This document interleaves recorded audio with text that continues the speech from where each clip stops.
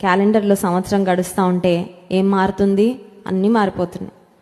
కానీ దేవుడు మాత్రం మారట్లేదు. ఆయన ప్రేమ మాత్రం మన ఎడల మారట్లేదు. ఆయన ఉద్దేశాలు మాత్రం మన ఎడల మారట్లేదు. ఆయన సంకల్పాలు మాత్రము మారవు.